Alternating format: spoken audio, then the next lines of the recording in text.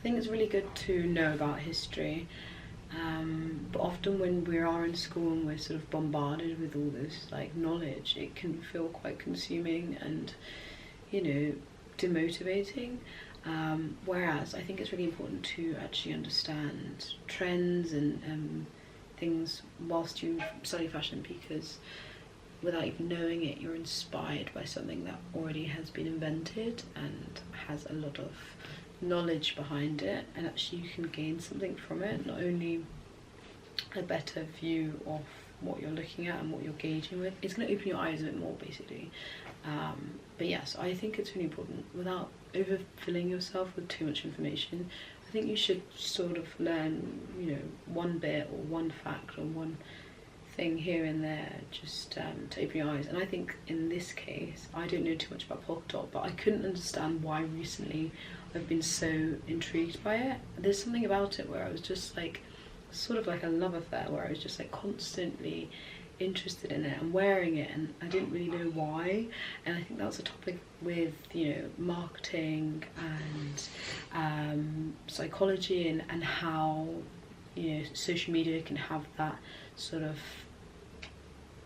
in a sense, like addiction to you, how it can like create this engagement for you, where you start to want it and crave it, and then you start to consume it, and you as a whole like part of this like micro trend, and I don't want to be part of that. And so this is why for me it's really important to understand that. So when I did look into spots and dots, like polka dots, that's the real term, I learned that in the 1840s and the 1860s, between that time period, that's when it started to boom and it started to become really well known. And that was to do with the Czech music that was played, sort of that association. Before then, the Industrial Revolution was still sort of growing, developing. That started in the 1760s. Polka dots weren't really looked into too much, and that was because they couldn't create circles in a symmetrical formation or shape. It was very difficult to do that, whereas when the Industrial Revolution came along and we had like sewing machines and printing systems, that became much more easier. And yeah, so that was really interesting. And later on in life, people started using polka dots in various things. So there was a polka dot pudding that was made, there was polka dot suspenders, polka dot hats. So it all started to become more connected, and there was different parts in different areas, you know, recipes, you've got food, and then you've got clothing, and then you've got prints, and you know, it became a real big phase. And I thought that was really interesting, because I was wondering why Mickey Mouse has polka dots, like a polka dot skirt. So that's because the illustrator was inspired by Coco Chanel's Jersey collection debut that she did back in the day, and I just thought that was really interesting. Like, it all is starting to connect now. And then you start to look further into sort of the modern world and the 21st century, and you look at Yahoo as Kasamo, and she was a huge, amazing artist, and still is, and she's still here today, fortunately. But she uses dots to create this amazing print. So I just think it's amazing what you can do, like with the art, and like you can create sort of a storyline and a experience, and for a viewer or audience. And she did that, and she had a exhibition at the Tate Modern. I believe that might still be on, but that's been going on for a while now. And it's this like experience, you go in and you see all these amazing dots and things like that, and it's sort of a reality into her world, because at the age of 10 she had hallucinated and seen these dots. So that sort of, you know, opened up a can of worms for her, and she was just so intrigued by it that she really experimented. And yeah, so I think polka dots are really interesting. Now you also have Georges Seurat, and he was the one that invented pointillism, and that's where there's these dots that are closely connected, and he really played around with colour and how the eye can be can understand these dots and like create this own idea of a picture, and sort of it creates this really interesting abstract art that he does.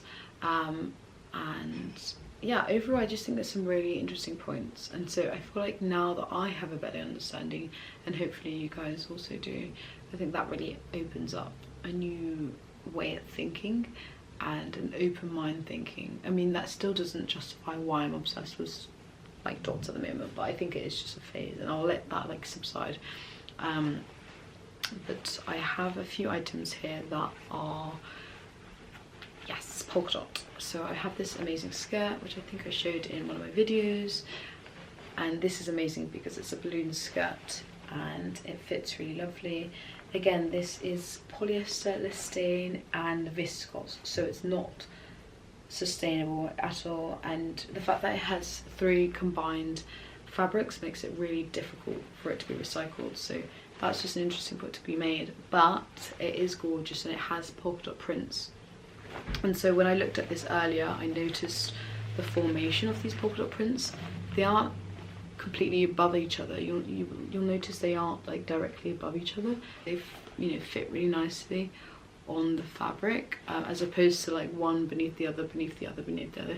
I think they've made it really interesting here, whether they've sort of split it up, and I've noticed that throughout my other garments as well, that I'll show you that they're also in this formation. So that's a really good point to understand when we're looking at this print and the way it, the sort of the nature of it, and how it moves better on fabric, how it looks better on a fabric, how it moves, how it sits, how it can be manipulated. I think that's a really good point. So this is really lovely. It's got like ruching along the bottom, gathered to create that balloon skirt, and it sits sort of like this, exactly like this, where you can mess around with the waistband to adjust it how you like. You can even have it like this, but I don't think it's very complimenting. But yeah, these are absolutely my favourite in the world. I don't think I could, get ever rid of these, but yeah, problem is they really hurt my feet, and but these are polka dot, and I hadn't even realised until I was looking through my wardrobe to see what I can pick out whilst I'm talking in this video. And these are just the perfect example, because now we're talking about not only the print but what sort of materials that you can use. And so this is using these like beautiful like metal studs, and they're really well fixed, and they're actually different shapes, different sizes, sorry. So along the bottom you'll see that they're much more finer. So yeah, playing around with colour, with texture, with materials. So that's now black and silver. So we've gone from white and the dots being black, and now we've got black, the dots being silver. So these are actually from Couples, which is funny because my friend works there at the moment, and it's just like so exciting for me, because I mean, I've never owned anything from Couples, and I bought these from Vinted, and they're just amazing. They are honestly just amazing, because they're just so pointy and so creative and fun. These are made in Portugal actually, and Couples is a French brand for those of you who don't know.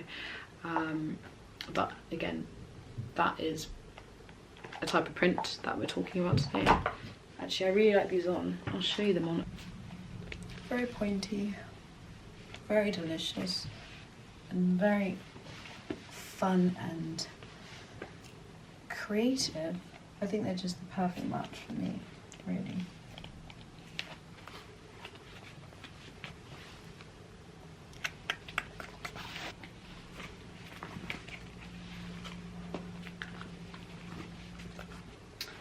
Yeah, so those are another piece that I really enjoy at the moment. So up next is this Issey Miyake top that I have.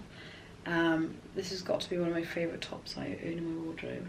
I think just because of how delicate and how like original it is. It's such a thin fabric because of the way that Issey Miyake creates his work, flat packing work.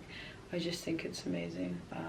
So it's like very convenient, because when I took it abroad with me, it fit. I could fit so much in my bag because it was just so thin and delicate. But yeah, this one's amazing. I can show you it up close. And it's amazing when you open it up as well, because you'll notice that that's how it actually is. before the polyester is melted. So this is how it is originally before it's melted. Now looking at the clip that I recorded, I'm looking at that Izzy top differently, because what I think is actually the case is that the plastic polymers are melted to form into that shape, and then the print is gone on top, because otherwise it's going to be really difficult for the print to go before the pleats and then for it to be in the same shape as it is now. So that's probably most likely the case, but it's also nice, yeah, that I've only just realised that now, and yeah, I wanted to point that out because it's interesting. You don't really think about that, but often the print is gone before, but in this case, because it's involving pleats, it has to go after, otherwise you can't put 2 and 2 together and make them look like exactly the same, unless there's some specialists that know exactly what they're doing, or there's like some maths behind it that allows you to do the print and then for it to pleat exactly the way that you want it to. I don't know. Either way, it's fascinating, and yeah, I'm just manifesting that one day I work for Izzy Miyake. And so with this top that uses polka dot prints, the reason why it is allowed to create this like formation is because of the use of polyester. And so with his work, he uses polyester because when it is melted, the polymers can sort of form into these strong, rigid pleats, and this can't be done with any other fabric or fibre, sorry, because polyester has that elasticated like plastic attribute where it can be sort of manipulated, whereas that would be very difficult and unachievable using like cotton. So that's a really good point. But yeah, it's 100% polyester. It's really lovely though. I haven't washed it in the machine because it's so precious. I rather would hand wash it. So, but usually I think it is like able to be washed, cold wash. So this I got in Nantes, in northwest of France, where I'm from, and this works really lovely as well.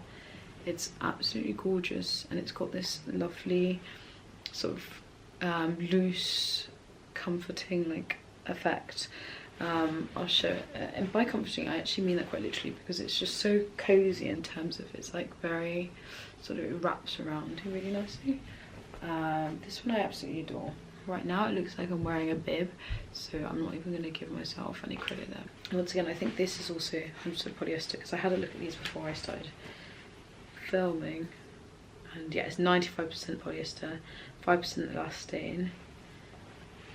It doesn't feel very nice, I'm going to be honest with you, but I just really like the neck of it, because it's got this sort of cow neck effect to it through using this like strap along the top attached on, but with it being so wide, it sort of flows the way, you know, you move, and it's just really lovely actually. It's got some ruching at the bottom, so it sort of gathers a bit, but it is a little bit wide, so sometimes I tuck it in a top, or tuck it in like a skirt or some shorts, so that's kind of my way of styling it. But again, similar formation with the prints. It isn't going straight above, it's sort of going side by side, and then one in the middle, side by side, one in the middle, because I think it just looks much more interesting and attractive from that. You can really play around the dots as well, so you could have them closer together, which would be kind of interesting, or have them further apart. It's sort of up to you and your preference. Last piece is this trousers that I got from the car boot the other day, and unfortunately these need fixing, so I'm not sure if I'll be able to wear them anytime soon because they have this huge hole here, but they're like these 3/4 trousers, and they just fit really sweet and cute. The difference between these again is the size of the polka dots. They're much more finer and smaller, And they're from Zara Basics actually, which is surprising, a size extra small. But this is using 100% cotton, so it's much softer. They're sort of worn out a bit, but they're really lovely and sweet, because you can wear like a sweet little bandeau or a spaghetti top with it, or a spaghetti dress, and have it sit under. It's got a nice waistband to it, and then a nice little pocket around the back. It's really sweet. But yeah, I think I did and I do have an obsession with polka dots, and that is why I wanted to study this a little bit more and start to understand where is it coming from. And though I haven't been able to speak about why it has picked up at this minute, because it's a really big trend at the moment, especially with stripes as well, that's a really big trend, but I think because it has such like a sophisticated and elegant and feminine touch within fashion, I think that's why it's maybe become really known, because it's become very popularized in the summer, and a lot of designers use it. Coco Chanel and various other brands actually. I mean, Izzy Miyake, I've just shown you that as well. A bunch of brands use it because it's just such a popular print, and it's just has so much to give as well, because now you'll have a look and polka dots aren't just black and white. You can actually use colour and make it really interesting. So there's a lot going on with polka dots.